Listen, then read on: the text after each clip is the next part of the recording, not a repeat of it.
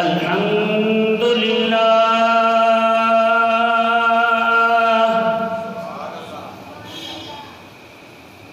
الحمد لله نحمده ونستعينه ونستغفره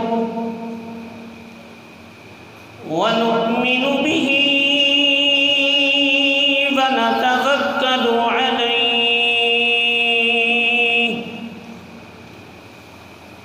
ونعوذ بالله من شرور أنفسنا ومن سيئات أعمالنا من يهده الله فلا مضل له ومن يضلله فلا هادي له ونشهد أن لا إله إلا الله وحده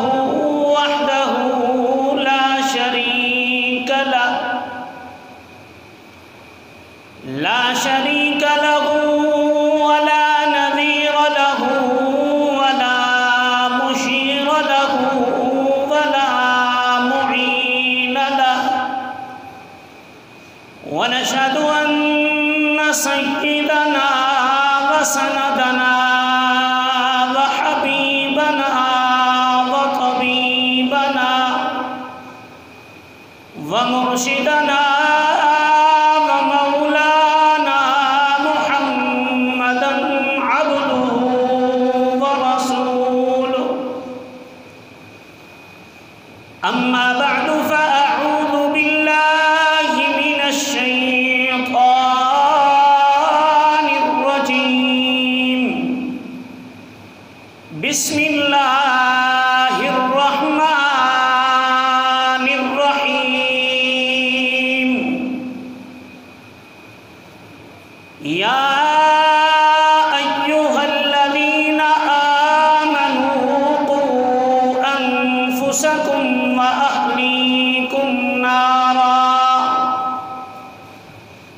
وأهليكم نارا وقودها الناس والحجارة عليها ملائكة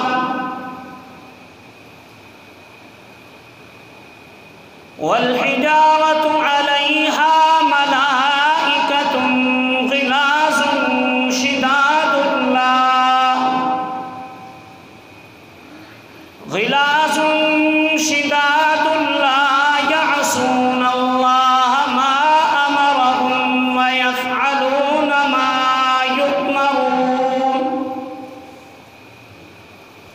سبحان ربك رب العزة عما يصفون وسلام على المرسلين والحمد لله رب العالمين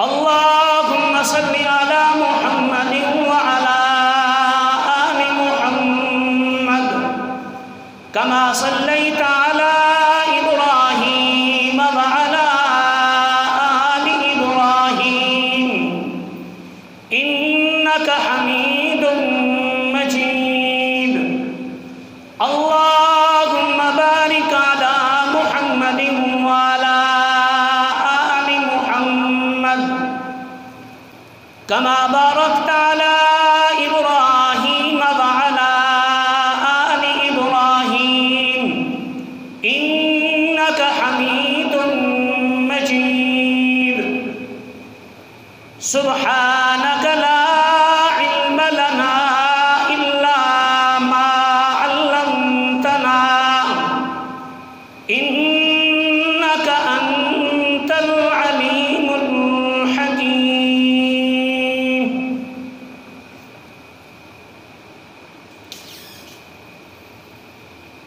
میرے لیے انتہائی واجب الاحترام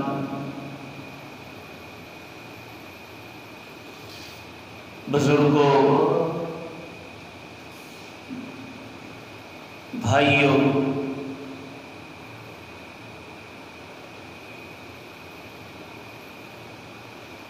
سب سے پہلے تمہیں یہ عرض کرتا چلوں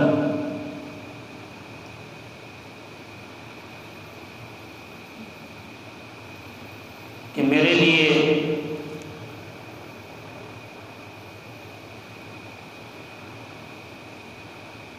انتہائی خوشی کی بات بھی ہے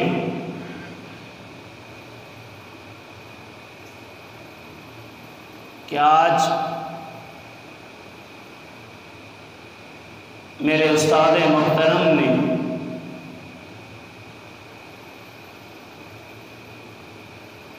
مجھے اس جگہ پر بٹھا کر گویا کہ میری عزت میں، میرے حوصلے میں اضافہ کیا ہے۔ دوسری بات، یہ اتنا بڑا سٹیج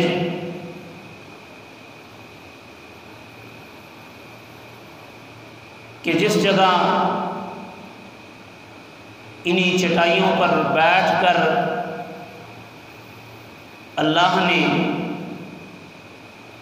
ہمیں قرآن و سنت پڑھنے سمجھنے کی توفیق عطا فرمائی،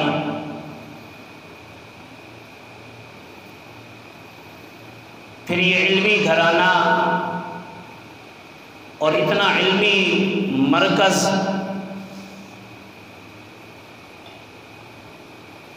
یہاں بیان کرنا حقیقت میں میرے لیے بہت بڑا امتحان اور آزمائش ہے، لیکن مجھے یقین ہے کہ میرے استاد میرے حق میں جب دعا کریں گے انشاءاللہ، پہلے بھی الحمدللہ ماں باپ اور اساتذہ کی دعاؤں سے اللہ دین کا کام لے رہا ہے، آج بھی جو چند باتیں اللہ کہنے کی توفیق عطا فرمائیں گے، یہ بھی اس کے پیچھے میرے اساتذہ کی انشاءاللہ والدین کی دعائیں ضرور شامل حال ہوں گی۔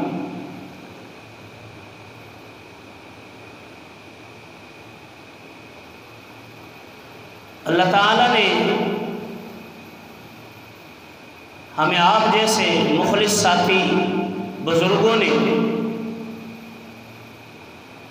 محبتوں سے نوازا،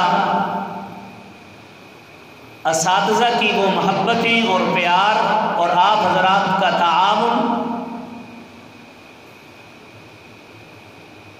یقین جانیے وہاں بچرا کی سرزمین پہ اکثر آپ حضرات کا تذکرہ جمعہ کے موقعوں پر اور آپ کے حق میں دعائیں خود بھی اور نمازیوں سے بھی کروانے کا معمول رہا ہے کہ ان لوگوں کے حق میں بھی دعا کریں کہ جن لوگوں کے ایک ایک روپیہ تعاون کرنے کے ساتھ ہم وہاں رہے اور انہوں نے ہمارے تمام تر معاملات کا انتظام کیا اور ہم وہاں سے پڑھ کے آج دین کی خدمت کر رہے ہیں، تو ان کا اس میں بہت بڑا کردار اور حصہ ہے۔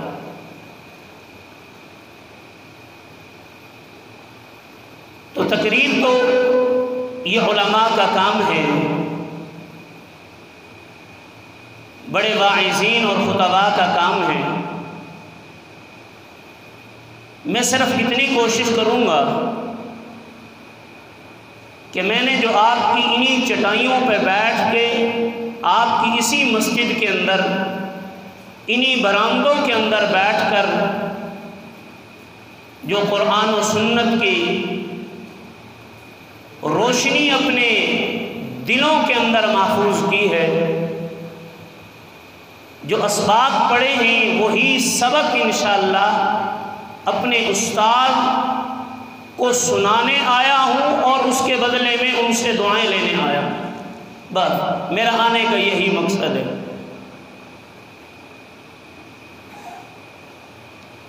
دعا کریں اللہ تعالیٰ مجھے حق سچ بیان کر سکنے کی شرح صدر کے ساتھ توفیق عطا فرمائے۔ وما توفیقی الا باللہ علیہ توکلت و الیہ انیب۔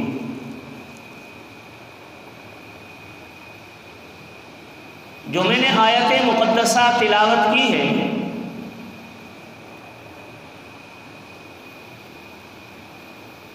اس آیت مقدسہ میں اللہ سبحانہ و تعالی نے ایمان والوں کو خطاب کیا،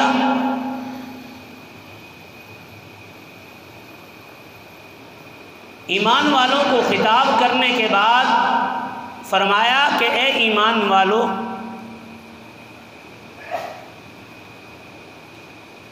آرام سے بیٹھے نہ رہو، اٹھو اور اپنے آپ کو بھی، اپنے اہل و عیال کو بھی، یعنی اپنی اولاد، اپنا کنبہ قبیلہ، انہیں آگ سے بچاؤ۔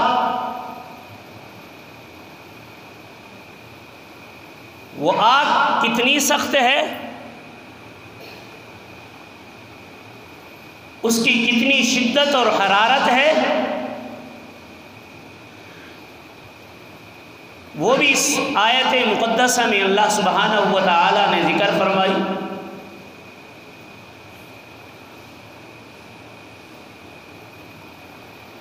اور اس آگ سے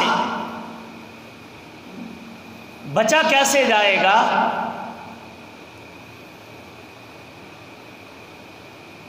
جیسے دنیا کے اندر آگ جلائی جاتی ہے یا آگ لگ جاتی ہے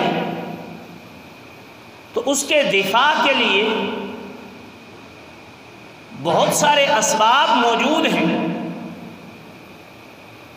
آپ نے دیکھا ہوگا بلڈنگوں کے اندر، ہسپتالوں کے اندر، فیکٹریوں کے اندر انہوں نے سلنڈر لٹکائے ہوئے ہوتے ہیں۔ خدا نخواستہ کوئی حادثہ پیش آتا ہے، آگ لگتی ہے تو اس سے کیا کیا جائے؟ دفاع کیا جائے، آگ کو بجھایا جائے۔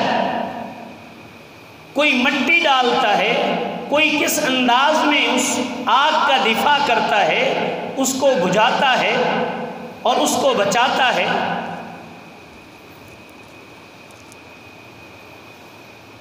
اور اس سے ذرا آسان کروں کہ ایک ماں ہے، ایک باپ ہے، چھوٹا معصوم بچہ، گرمی کا موسم ہے، تپتے ہوئے فرش پہ جانے لگتا ہے یا آگ کی طرف بڑھتا ہے، چولہا جلا ہوا ہے، انگارے پڑے ہیں اور انگارہ اٹھانے لگتا ہے تو ماں تڑپ کے بھاگ جاتی ہے۔ کوئی ماں اور کوئی والد ایسا نہیں کہ آرام سے بیٹھا رہے اور اپنے اس بچے کی طرف نہ لپکے۔ کیوں؟ اگر نہیں جائے گا تو اسے یہ علم ہے، اس کے بعد علم میں یہ بات موجود ہے، وہ سمجھتا ہے کہ میں نہ گیا تو میرے بیٹے کو، میری بیٹی کو نقصان ہوگا، جل جائے گی، تکلیف ہوگی۔ وہ اپنے اس بچے کو اٹھاتی ہے اور سینے سے لگاتی ہے۔ تو پھر یہ ایک تو دنیا کی ماں کی مثال ہے کہ وہ اپنے بیٹے کو آگ کے قریب، نقصان والی چیز کے قریب نہیں جانے دیتی ہے۔ قربان جاؤں رب کی رحمتوں پہ، وہ رب جو ایک ماں جتنا پیار نہیں، 10 ماؤں جتنا پیار نہیں۔ علماء سے سنتے ہو 70 ماؤں سے بھی زیادہ پیار کرنے والا وہ اللہ۔ کس سے بھئی؟ 70 ماؤں سے بھی زیادہ پیار کرنے والا والی وہ ذات، پھر وہ کیسے برداشت کر سکے گی وہ ذات اپنے بندے کو آگ کی طرف جاتے ہوئے؟ وہ رب کبھی بھی برداشت نہیں فرمائے گا، کیونکہ وہ تو 70 ماؤں سے بھی زیادہ پیار کرنے والا ہے۔ تو جب اس کا بندہ، اور خصوصاً پھر ایمان والا ہو، ایمان والا ہے، ایمان والا بندے تو سب کس کے؟ رحمان کے ہیں نا، اللہ نے سب کو، مخلوق سب اللہ کی ہے، لیکن جتنا پیار اللہ کو اپنے ایمان والوں سے ہے، قربان جاؤں اللہ کی رحمتوں پہ، محبتوں پہ۔ قرآن میں اللہ انہیں اپنا بندہ قرار دیتا ہے،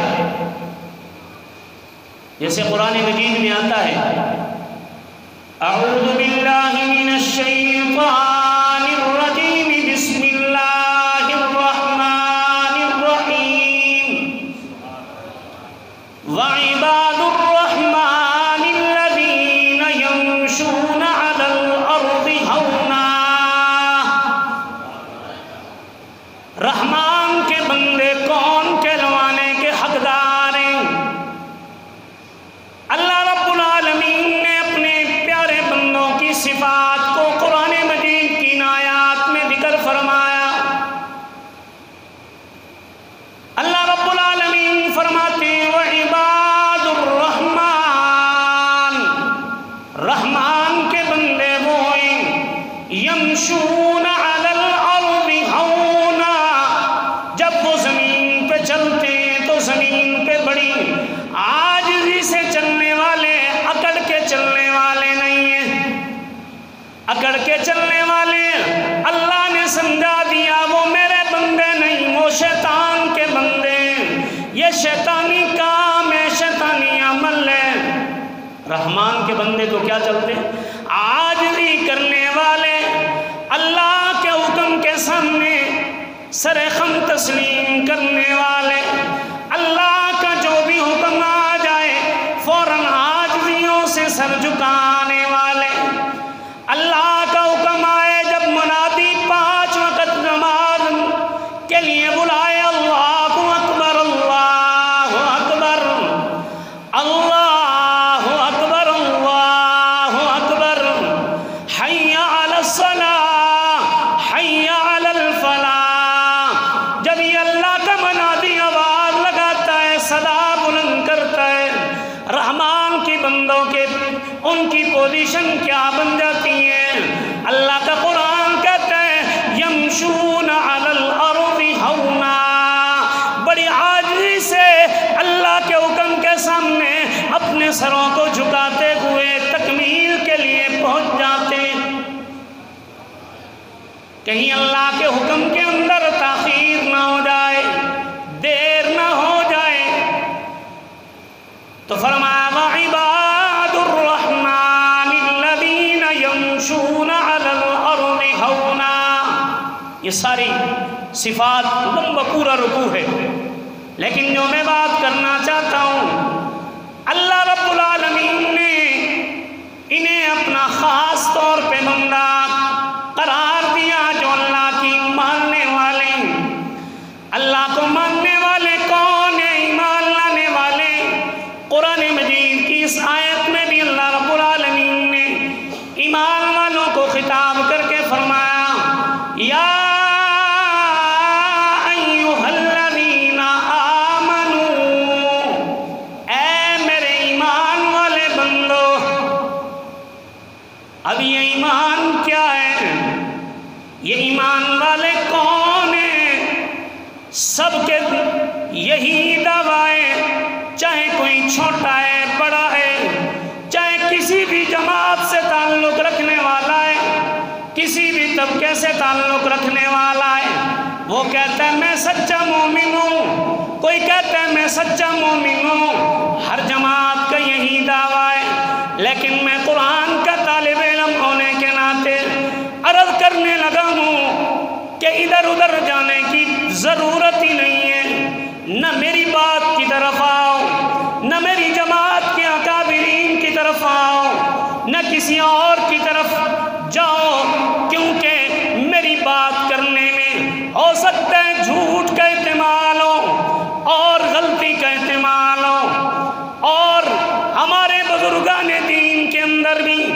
انسانوں نے ہونے کے ناطے غلطی کے احتمال امکان موجود ہیں، پھر کیوں نہ ہم اس کتاب سے پوچھیں، اس کتاب سے فیصلہ کروائیں جس کتاب کو ماننے والے سارے طبقے ہیں۔ قرآن بریلوی بھی ماننے والے، اہل حدیث بھی ماننے والے، تمام دیوبند کے جتنے بھی طبقے ہیں وہ بھی قرآن کو ماننے والے۔ پھر قرآن سے بڑی کوئی سچی کتاب ہے بھائی؟ قرآن سے سچی کتاب کوئی نہیں ہے۔ وہ کتاب جس کے پہلے ٹائٹل پہ پہلے صفحے کے اندر ہی اللہ نے اعلان کر دیا، الف لام میم ذالک الکتاب لا ریب فیہ۔ اور قرآن کو کھولنے والے، قرآن کو پڑھنے والے، میرا نوجوان ہے، میرا بزرگ ہے، میرا بھائی ہے، کوئی بھی قرآن کو کھول کے پڑھنے لگتا ہے، قرآن پہلے صفحے پر اعلان کرتا ہے، مجھے پڑھنے والے، میری تلاوت کرنے والے، میرے اندر غور و فکر کرنے والے، میں تجھے اپنی حقیقت بتلانے لگا ہوں، میں وہ کتاب ہوں، میں وہ کلام ہوں، ذالک الکتاب لا ریب فیہ۔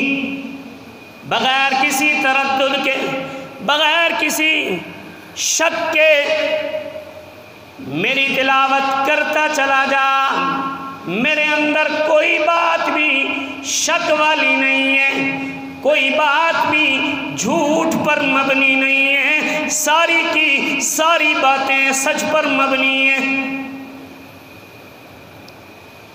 تو پھر قرآن اعلان کرتا ہوا نظر آتا ہے، آؤ نا پھر قرآن سے پوچھے نا، قرآن تو ہمیں بتلانا، تیرے نزدیک ایمان والا کون ہے؟ رب کی بارگاہ میں کون سچا مومن ہوگا؟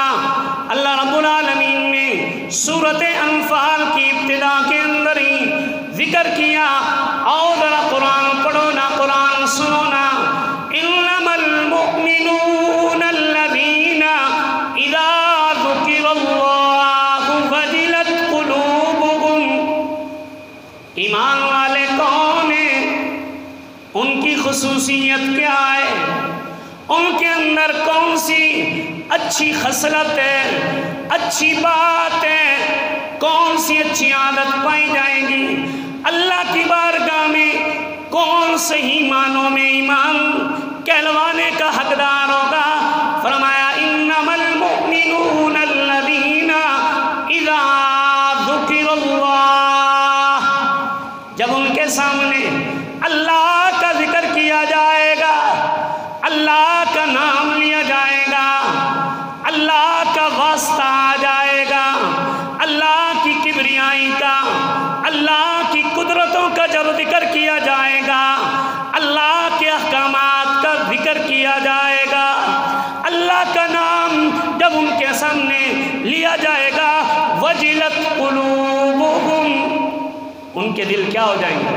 ڈر جائیں گے، ان کے جسم پہ کپ کپی طاری ہو جائے گی، جیسے ایک صحابی کے بارے میں آتا ہے، اور ان آیات کا صحیح مصداق مجھے نظر آتا ہے تو صحابہ کی جماعت کے اندر نظر آتا ہے۔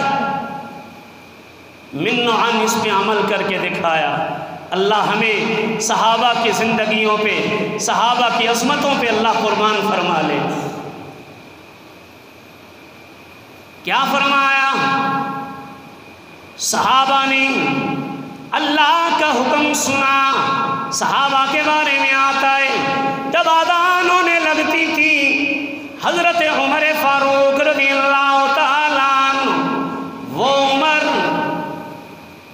جن کو اللہ کے نبی نے اپنے بعد فرمایا اگر میرے بعد کسی نے نبی بننا ہوتا عمر بن خطاب رضی اللہ تعالیٰ عنہ نبی بنتے، وہ عمر جنہیں دیکھ کر شیطان لعین بھی راستے تبدیل کر لیا کرے،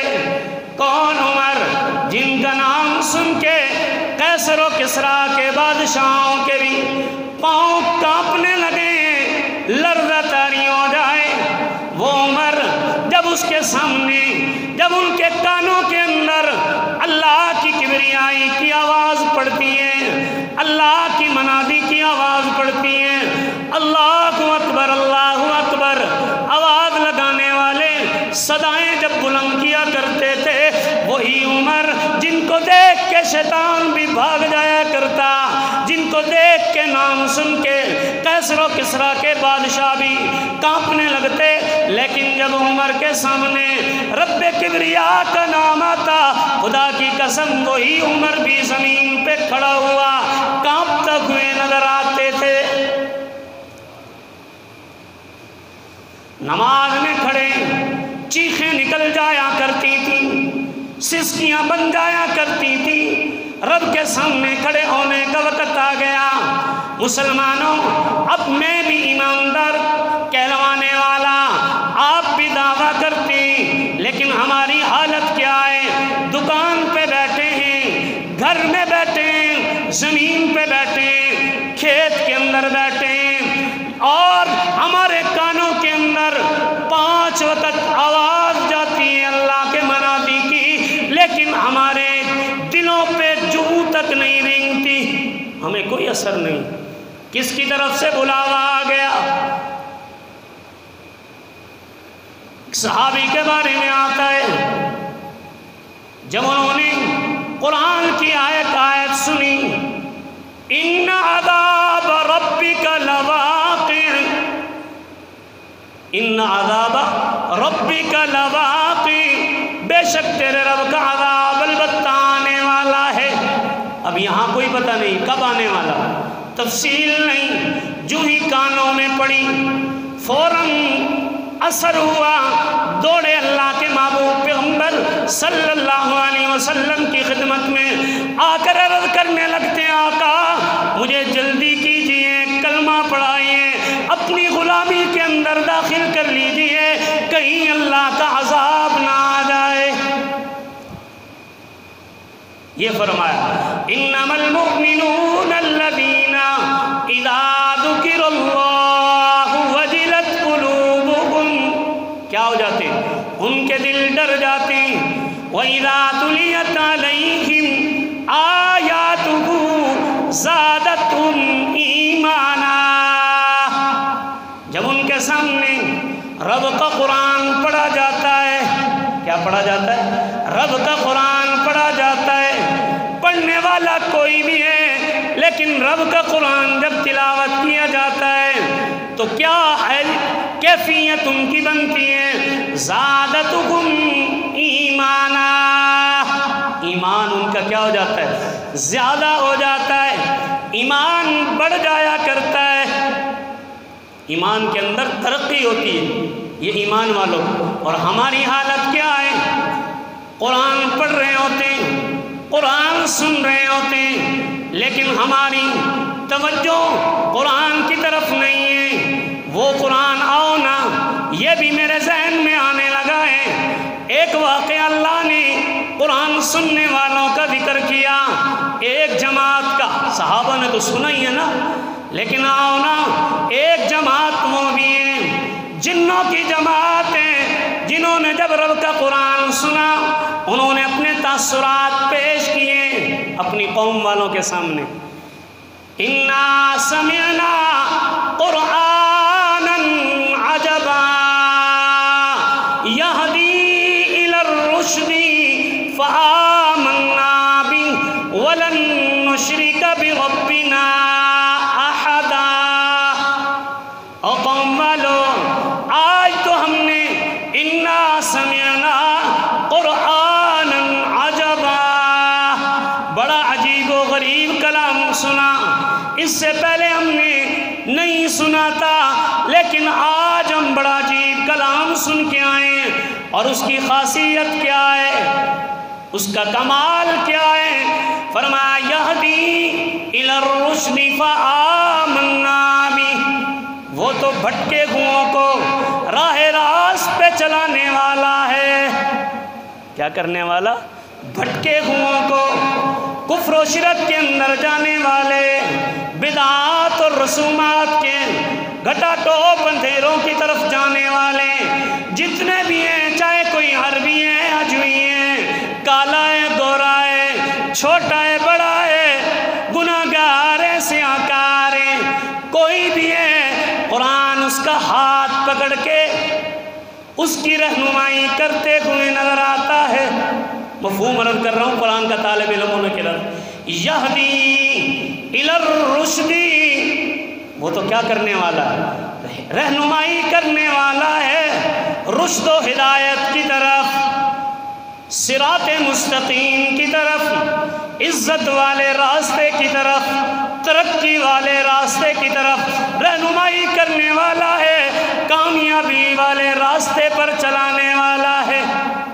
لہذا ہم نے تو یہ عزم کر لیا، ہم نے تو یہ ارادہ کر لیا، فآمنا بھی، ہم تو اس کی ایک ایک بات کو مانیں گے۔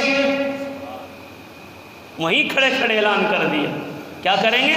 فآمنا بھی، ہم تو اس کی ایک ایک بات کو ماننے کے لیے، جو کرتوتیں ان کی بھی تلافی کرنے کے لیے اعلان کرتے ہیں، معافی کے لیے اعلان کرتے ہیں۔ وَلَن نُشْرِكَ بِرَبِّنَا أَحَدًا، جو پہلے ہم اپنے رب کے ساتھ غیروں کو شریک کرتے رہے، اللہ کی صفات کے اندر، اللہ کی ذات کے اندر غیر اللہ کو جو شریک بنا کے رکھا تھا، آج سے ہم توبہ تائب ہونے لگے ہیں، آئندہ ایسی حرکت نہیں کریں گے۔ پھر یہ ایسا جب ایمان ہو نا، ایسا جب ایمان لے کے آئے، اس کے بارے میں بھی رب کا قرآن کیا کہتا ہے؟ اللہ نے فرمایا اِلَّا مَن تَابَ وَآمَنَ وَعَمِلَ عَمَلًا صَالِحًا۔ کیا ہوا؟ جو توبہ کرنے لگ گیا، جس نے اپنی سابقہ زندگی سے توبہ کر لی، سابقہ گناہوں سے معافی تلافی کر لی، وَآمَنَ، اور ایمان لے کے آ گیا۔ جو ایمان کس کو محبوب ہے؟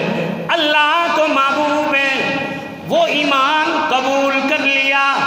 پھر اس کے بعد یہ ایمان اتنی بڑی طاقت ہے، وَعَمِلَ عَمَلًا صَالِحًا، ایمان لانے کے ساتھ عمل والی طاقت بھی ایمان والے کے پاس ہونی چاہیے۔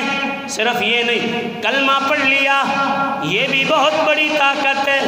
اللہ کے محبوب پیغمبر صلی اللہ تعالیٰ علیہ وسلم نے فرمایا، جب کوئی کافر ایمان کے اندر داخل ہوتا ہے، کلمہ پڑھتا ہے، کلمہ یہ اتنا وزنی ہے، اتنی طاقت والا ہے، اتنی پاور والا ہے کہ اپنے سے پہلے والی زندگی کے جتنے گناہ ہیں، جتنی خطائیں، جتنی غلطیاں ہیں، وہ یہ کلمہ ان سب کو مٹا کے رکھ دیتا ہے۔ اتنی بڑی طاقت، پاور والا یہ کلمہ ہے۔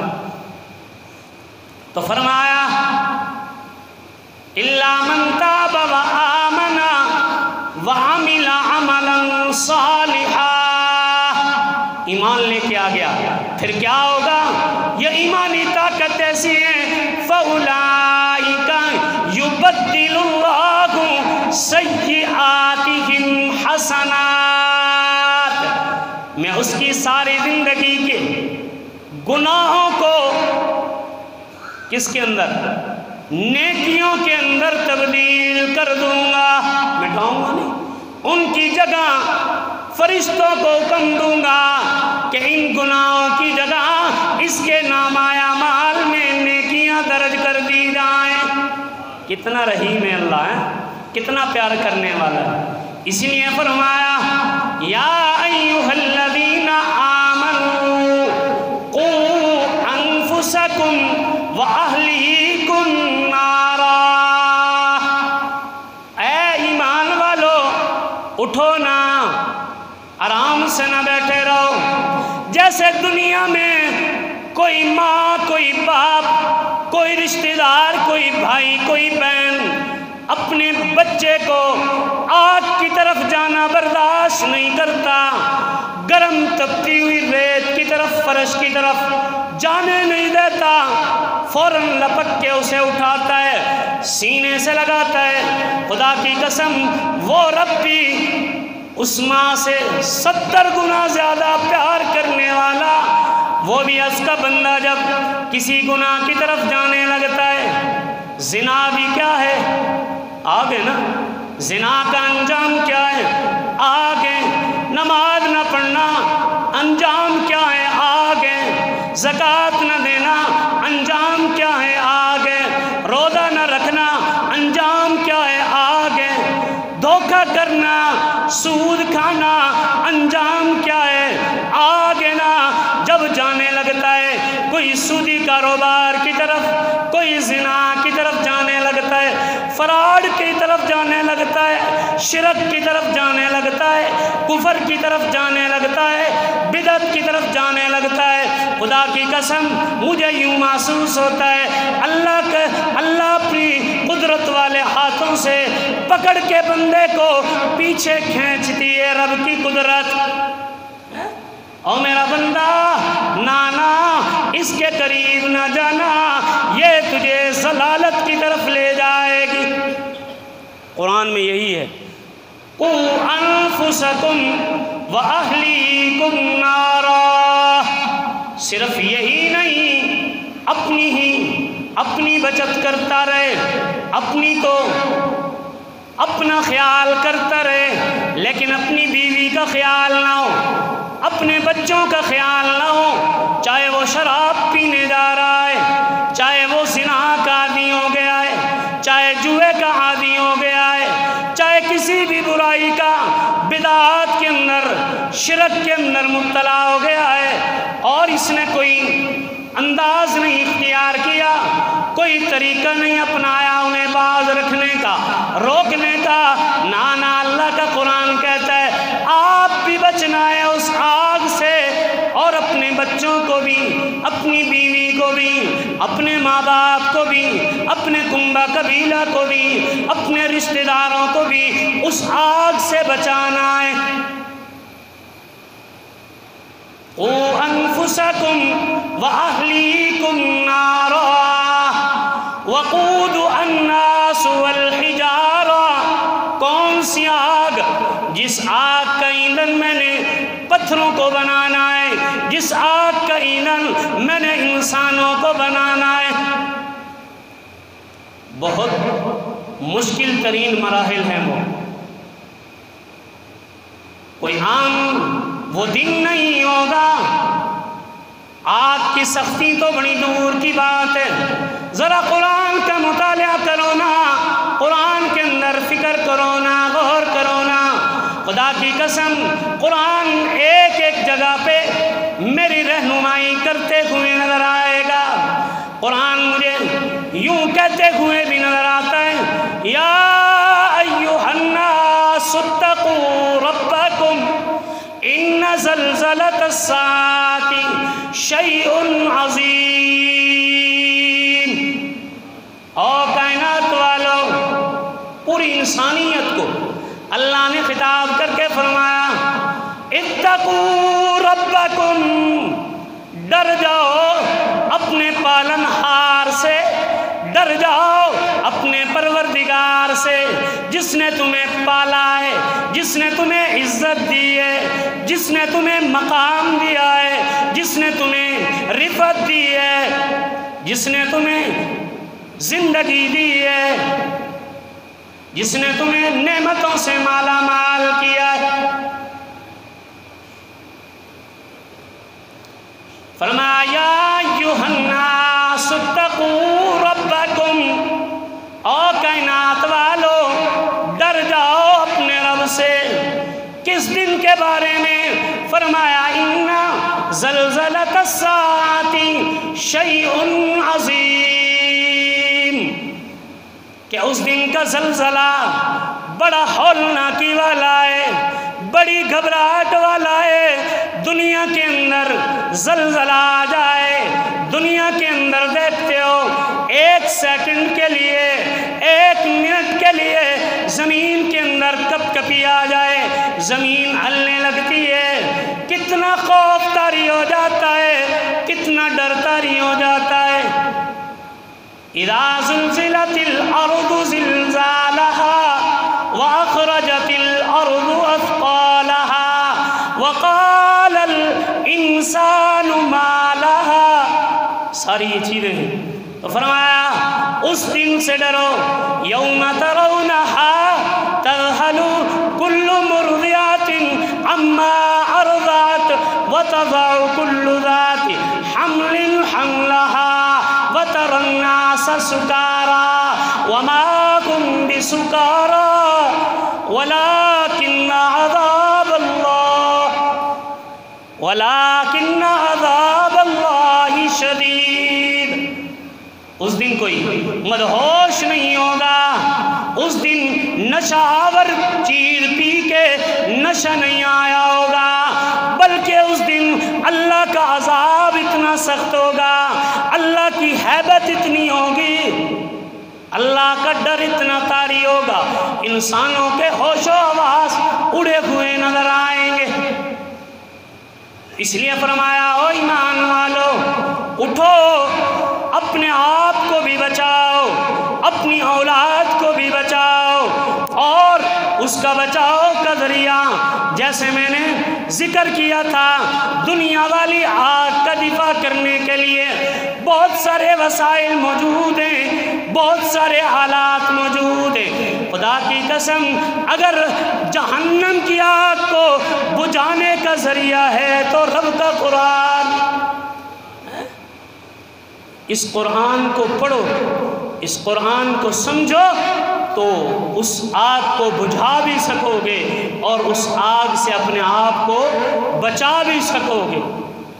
یہ قرآن انسان کی رہنمائی کرتا ہے، انسان جو ہی جانے لگتا ہے کسی غلط راستے کی طرف، قرآن فوراً پکڑ کے اسی ہدایت کرتے ہوئے نظر آتا ہے۔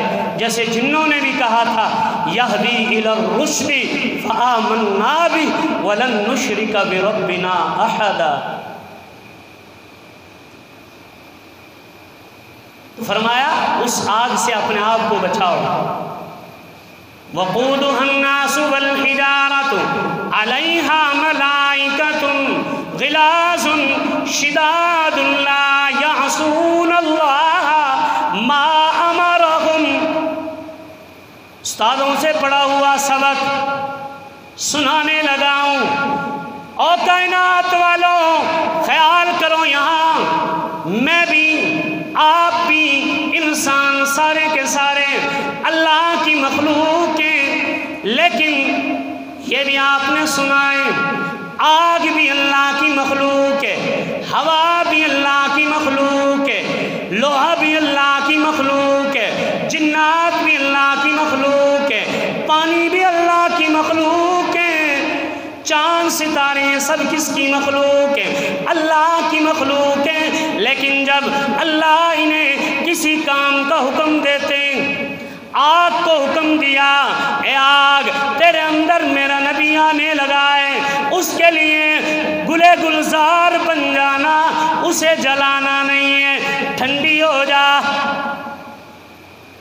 کہا مانا کہ نہیں مانا؟ مانا نہیں، حالانکہ آگ کا کام ہے جلانا، لوہا چھری کا کام ہے کاٹنا، لیکن جب اس کے رب نے، جب اس کے خالق نے اسے حکم دے دیا کہ تو نے نہیں کاٹنا میرے پیغمبر کے گلے کو، کاٹا اس چھری نے؟ نہیں کاٹا، اللہ کا حکم مانا، اپنے خالق کا حکم مانا، اپنے رب کا حکم مانا۔ اور پانی اللہ کی مخلوق ہے، پانی کے اندر خاصیت ہے ڈبونا، کیا کر دیتا ہے؟ چیز کو ڈبو دیتا ہے۔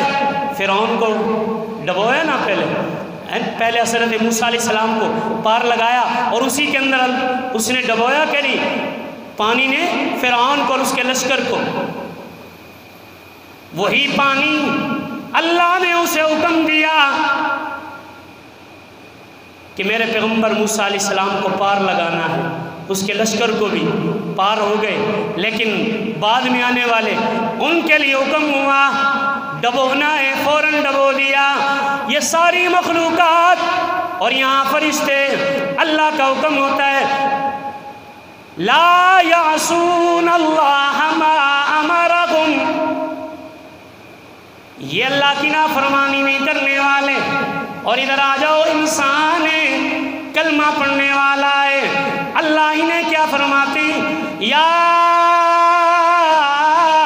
ایھا الذین آمنوا انما الخمر والمیسر والانصاب والازلام رجس من عمل الشیطان۔ قربان جاؤں رب کی رحمتوں پہ، کتنا پیار کرتا ہے اللہ۔ تو فرما ایمان والوں کو فرما، او ایمان والوں خیال کرنا، شراب نہ پینا، جوا نہ کھیلنا، بت خانوں پہ نہ جانا، فال کے قریب نہ جانا۔ کیوں مولا؟ اللہ کا حکم آتا ہے رجس من عمل الشیطان، یہ تو نیری گندگی ہے، شیطانی عمل ہے۔ کیا کام ہے؟ شیطانی کام ہے۔ دنیا میں بھی استاد کسی کو کہہ دے کہ یہ شیطانی کام ہے، اس کے قریب نہ جانا، باپ بھی کہتا ہے شیطان کے یہ شیطانی کام ہے، انہیں گانا بجانا، یہ ساری چیزیں شیطانی عمل ہیں، ان کے قریب نہ جانا، نقصان ہے۔ یہ پٹاخے بجانا، گولے چھوڑنا، اس سے نقصان ہوگا، شیطانی کام ہے، نہ قریب جانا۔ ہم مان لیتے ہیں، لیکن اگر ہم نہیں مانتے، اللہ معاف فرمائے، کس کی بات کو؟ قرآن کی بات کو، اللہ کی بات کو، جو اللہ رب العالمین ہمیں فرما رہے، اے ایمان والو شراب کے قریب نہ جانا، جوئے کے قریب نہ جانا، فال کے قریب نہ جانا، بت خانوں کے قریب نہ جانا۔ کیوں؟ رجس من عمل الشیطان فاجتنبوہ، اپنے آپ کو ان سے کیا کرنا ہے؟ بچانا ہے، اجتناب کرنا ہے، دور رکھنا ہے۔ جب تم ان خرابیوں سے اپنے آپ کو بچاؤ گے، لعلکم تفلحون، کیا پا جاؤ گے؟ فلاح پا جاؤ گے، کامیابی پا جاؤ گے۔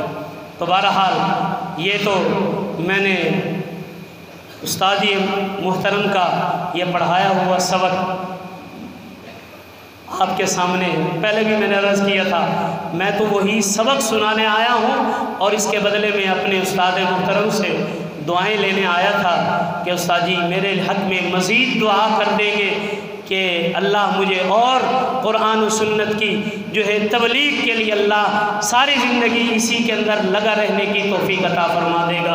اللہ سے دعا ہے اللہ تعالی میرے استاد محترم کا سایہ تادیر ہمارے اوپر، آپ کے اوپر، آپ کے علاقے پہ، خدا کی قسم میں اللہ کے گھر میں بیٹھ کے یہ بات کہنے لگا ہوں، اور اپنے وہاں مسجد میں بھی یہ بات کہتا ہوں، اگر مجھے کچھ علم ملا ہے، مجھے اللہ نے جو اس جگہ پہ بیٹھنے کی جو توفیق عطا فرمائی ہے، وہ ایک میری والدہ، میرے والد اور یہ میرے روحانی والد استاد محترم تشریف فرما ہے، ان کی والہانہ میرے ساتھ محبتیں تھیں۔ میں نے یہاں پڑھایا بھی الحمدللہ، پڑھا بھی، اور انہوں نے میرے ساتھ جو پیار اور محبت اور جو دعاؤں کا مجھے سہارا بنے ہیں، میں ان کے ان احسانات کا ساری زندگی بھی ان کے تو کیا، میں ان کی اولاد کے احسانات کا بدلہ بھی نہیں چکا سکوں گا۔ اللہ سے دعا ہے اللہ جو کچھ کہا سنا ہے عمل کی توفیق نصیب